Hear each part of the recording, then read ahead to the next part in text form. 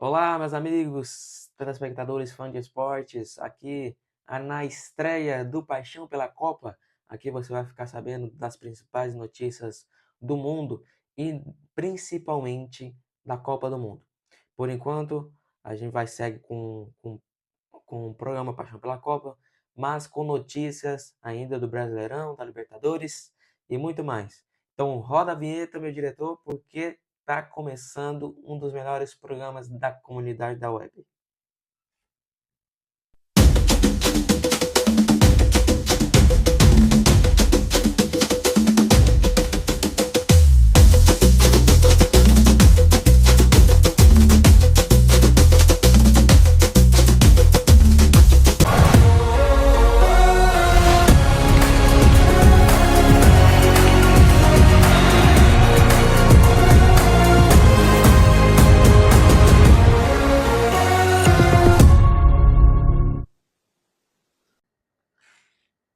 Agora sim, começa de vez, depois da nossa vinheta espetacular feita pelo nosso diretor.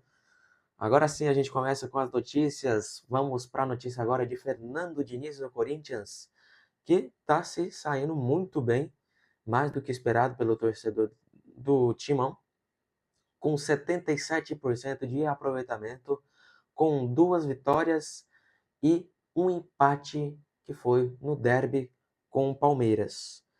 O último jogo do Fernando Diniz, na data que esse programa está sendo gravado, foi a vitória no Corinthians por 2-0 em cima do Santa Fé pela Copa Libertadores. Na fase de grupos, o Corinthians venceu aí o Santa Fé por 2-0. Uma grande superação do Fernando Diniz, que chegou ao Corinthians muito dividido de opiniões se ele se sairia bem, melhor que o Dorival Júnior, que acabou deixando o Corinthians. E demonstrou que não veio para brincadeira, conquistando a primeira vitória em cima do Platense. A gente teve a nossa transmissão feita lá na Juscelino TV. Se quiser dar uma olhada lá, tá liberado para você assistir lá. E teve o um empate contra o Derby, contra o Palmeiras, num placar de 0-0 na Neoquímica Arena. E voltou a vencer nesta última quarta-feira contra o Santa Fé. Então, grande atuação do, do técnico Fernando Diniz pelo Corinthians. E ainda falando sobre o Corinthians, agora um caso meio sério, né? Envolvendo o atacante Memphis Depay. O atacante sofreu uma lesão na coxa direita e teve que se ausentar dos jogos do Corinthians. O problema em questão foi que a preparação física do Corinthians passou um exercício para o atacante holandês fazer nos treinos, na academia, perdão. Ele fez e voltou a sentir e agravou mais a lesão do atacante holandês Memphis Depay, agravando para o grau 2. Ele que já estava finalizando a sua preparação para voltar a campo, voltaria nessa próxima semana na volta do Brasileirão. Mas vai ter que ser adiada por mais 2 semanas o atacante por conta de um erro da preparação do Corinthians, que acabou passando um exercício errado e acabou agravando mais a lesão do atacante Memphis Depay.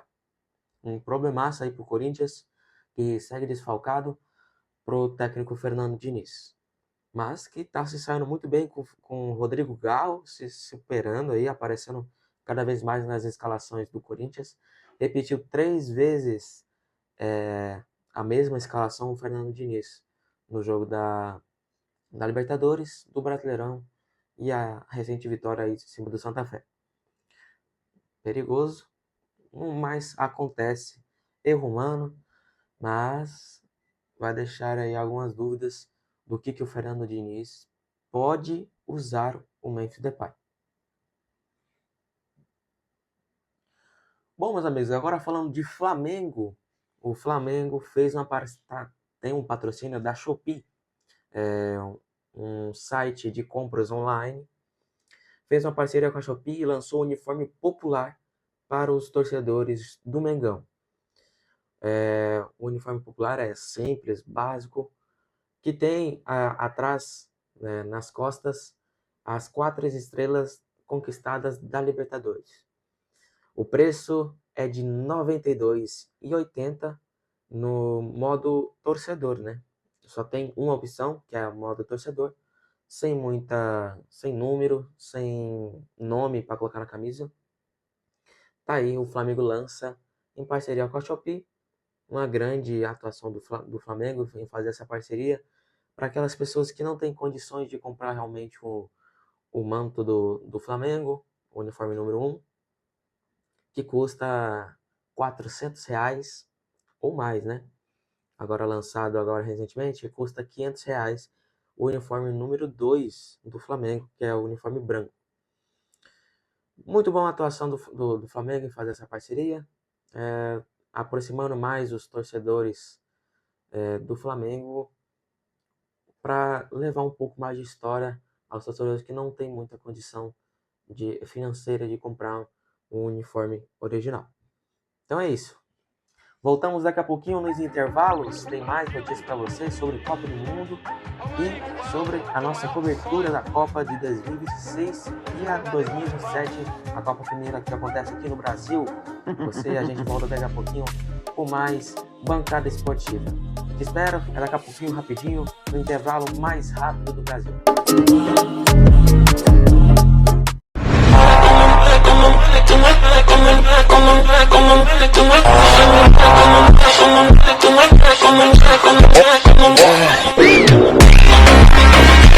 Quando cedo ligo a televisão, eu tô ligado dentro da programação. Tem um programa que eu adoro ver, em um segundo eu vou contar pra você. Tem a Chiquinha, Seu Madruga e o Kiko, Dona Florinda, Bruxa do 71, a Pops, Nhonho, Girafales, do seu barriga, cuidado.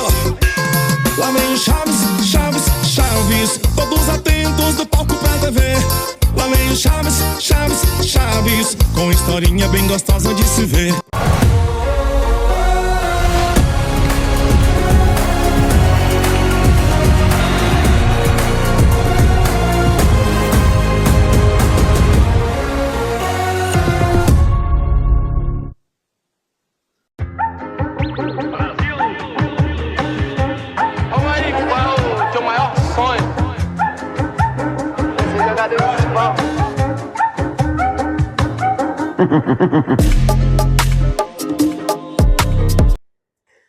Voltamos dos intervalos. Falei para vocês que era rapidinho o intervalo? Então, agora vamos falar de Neymar, que está na contagem regressiva, faltando apenas 10 jogos para convencer o técnico Carlo Ancelotti para ser convocado para a Copa do Mundo de 2026, que acontece em junho e julho. Neymar, que não foi convocado em nenhuma convocação desde a chegada de Carlo Ancelotti na seleção brasileira. O jogador brasileiro está começando a demonstrar atitude em campo e de que merece ser convocado por Ancelotti. O último jogo, na data que esse programa está sendo gravado, o Santos empatou com Recoleta no time C na Sul-Americana na fase de grupos. Abriu o placar com gol de Neymar e o Recoleta aproveitou na chance de pênalti, colocou empate para o time do Peixão lá na Vila Belmiro. Neymar que está começando a se demonstrar em campo e de que merece ser convocado por Carlo Ancelotti para a Copa do Mundo. E falando agora de Copa do Mundo, seguimos falando da Copa do Mundo.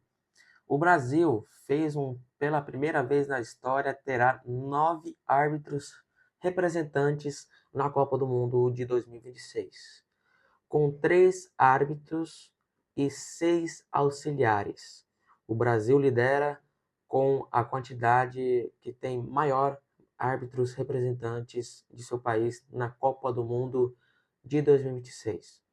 Rafael Claus, Ramon Abate Abel e Wilton Pereira Sampaio todos do quadro FIFA, são os 3 árbitros principais e os outros 6 auxiliares, e além, sem contar nesses auxiliares, tem o VAR também. Sem contar 3 auxiliares e 3 árbitros de vídeo. Alguns de Goiânia, alguns de São Paulo, do Rio de Janeiro e assim sucessivamente. O Brasil é o que mais vai representar no quadro de arbitragem, que pela primeira vez será com mais quantidade de árbitros, assistentes e árbitros de vídeo. Durante a entrevista do Gianni Infantino, o presidente da FIFA, falou que não há dúvidas alguma que o Irã irá jogar a Copa do Mundo de 2026. O time iraniano pediu à FIFA o ministro do esporte do Irã disse que o Irã não irá entrar a campo pela Copa do Mundo. O motivo seria os conflitos entre Estados Unidos e Irã no Oriente Médio, a guerra que está acontecendo por lá, envolvendo grandes potências mundiais. O ministro do esporte decidiu, em uma entrevista lá, disse que não iria jogar na Copa do Mundo. O técnico do Irã fez uma proposta para o ministro, que repassou a Gianni Infantino, disse que queria que o Irã se mudasse o local da partida dos Estados Unidos para o México, mas especificamente em Guadalajara, cidade lá do México. E Gianni Infantino está em dúvidas ainda se vai ceder esse espaço para o Irã ou se vai continuar o Irã nesse embate fora da Copa do Mundo. Então é isso, meus amigos, chegamos ao final do Paixão pela Copa, essa grande estreia. Foi um prazer estar apresentando o Paixão pela Copa e vem muito mais por aí. Durante a Copa do Mundo toda, a gente vai trazer muita informação para vocês, cobertura exclusiva, entrevistas nas ruas e muito mais. Então é isso. Se você quiser rever alguma transmissão nossa ou algum vídeo, entra lá no nosso perfil no canal no YouTube para não perder nada do que a gente posta lá.